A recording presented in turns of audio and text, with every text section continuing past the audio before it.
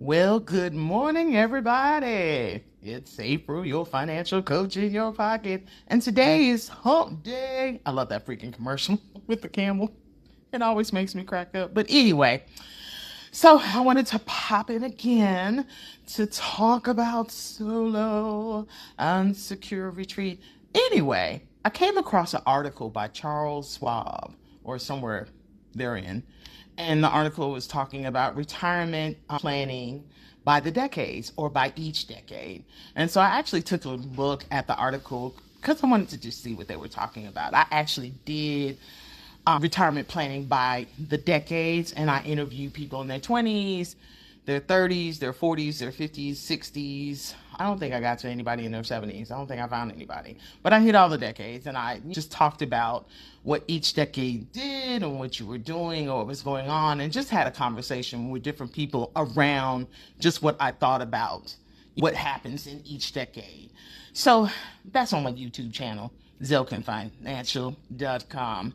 Anyway, or you can find me under Zelkin Financial. So after reading the article, I thought it correlated with what I will be doing at the retreat. And so just the gist of it, it focused around budgeting, the other B word, not bitch, no, let me stop. Also debt and savings. And it talked about some other things. But those are the three things that I wanted to just focus on around conversating today. So when people think about budgeting, there are all these thoughts and constraints that come with that term in and of itself. And so I want to say that when I thought about it and actually wrote a program, a workbook that went with a course, and I sell the course and I also sell the workbook separately. However, it's called Tell Your Money What to Do. So essentially, when people think of budget, a lot of times people don't necessarily have that. They're like, I don't really got one. I just know we got to pay bills and this and that. And there's just all this commentary that goes around that. And so I wanted to approach it from a different perspective, just a different wordplay, which is tell your money what to do. So think of yourself like a coach on any team, whether it's basketball, baseball, lacrosse, hockey, football, doesn't matter. If you are the coach of a team, each position does something different. So think of your money like you're the coach of your money and you're telling your money what to do. So each position it plays, it's got a job, a function to do. So when I think about budget, that's what I'm thinking about, telling your money what to do. So that's one piece of it that I'll be talking about at the retreat. Another piece is debt. So whether you've got credit card debt, student loan debt, personal loan debt, whatever kind of debt you have, you really need to focus in on that. Because if you don't, that can really disrupt what you're trying to do in reference to telling your money what to do. So I'll talk around that and about that and just what to be thinking about and how to really just get a handle on that. And the other piece will be savings.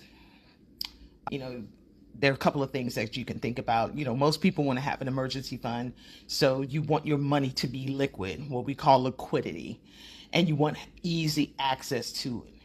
So when you have something that's unexpected, whether you got to put new brakes on, you got to buy a new tire or new tires or whatever it is that pops up, that you have the funds to be able to go into it and pay for whatever you need to pay for and then go from there without having to necessarily, if you can help it, not put that on a credit card. So those are three things that the article talked about that I'll be addressing also in the retreat. And I think they all build on each other. So debt can really crash you out. It doesn't allow for you to save. If you're not telling your money what to do and how to work for you, that can crash you out too. So that is what I will be focusing on in this retreat and giving you some actionable things to do like the next day, Monday, and you'll have a workbook that you'll have that's yours to be able to revert back to or refer back to, okay, she said this. What the hell was she talking about when she said this? I don't remember. It was a whole lot of damn information she gave us. So I don't want to overwhelm people when I'm talking about this, but I do want to give you things to think about and things to do. And so I know that there'll also be an estate piece that's going to be Tanya's in wheelhouse, and she'll be talking about that. You'll also get a workbook from her because you'll be able to refer back to what she's talked about, and you'll have something to go back to. And then on top of that, you get an opportunity to sit down with me for after the whole retreat is over. So in the next 2 weeks, I usually schedule people out. We'll sit down, we'll have a conversation. And generally speaking, when we do have that conversation, I want you to come in with questions because you might have a burning question that I didn't answer at the retreat. I didn't answer when we had an opportunity or time to be together as a group. And you want specifics around that. And we can have a conversation around that. I'm always thinking about and looking at what others are putting out there in the industry. And what it does for me is it gives me credibility because I'm not the only person talking about these things. So they're actually conducting surveys and asking people questions around finances because the goal is to really figure out what people are concerned about and what they're focused on.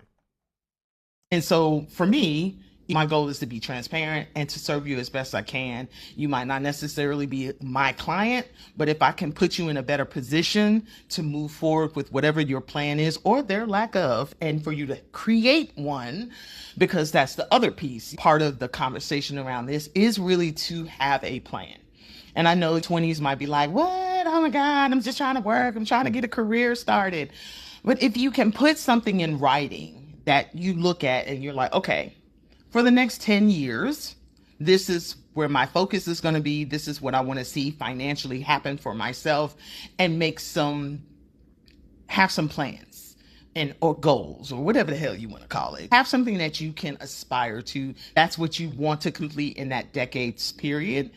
Then that's what you work towards. I'm pulling this from Gino Wickman. I love all of his books. Let me just say, anyway, so he talks about focusing in on a decade and how a decade can show you if you've moved the needle for your organization, but really just translating for yourself, have you moved the needle for yourself in terms of the progression that you'd like to see in your finances, depending on what that plan is. And it's either nay or yay. And the goal is small wins. You might have big wins and you might not have big wins. You might have small wins. You might have some wins. However, if you've got something that you can look at, that you can go back to and be like, okay, check. This is really moving in the direction I wanted to. That's great. Check. This is not. Maybe I need to go back to the drawing board. What do I need to do? What does my focus need to be? And so that kind of thing. And so that's really what I'm gearing towards, really, when we sit down for this retreat, and having you just think about what that looks like for yourself. So I want to say I look forward to you coming to Solo and Secure Retreat, Financial Basics for Singles, June 26th through the 28th at Moorhead Manor in the Bull City. So have a great day, and I'll see you soon.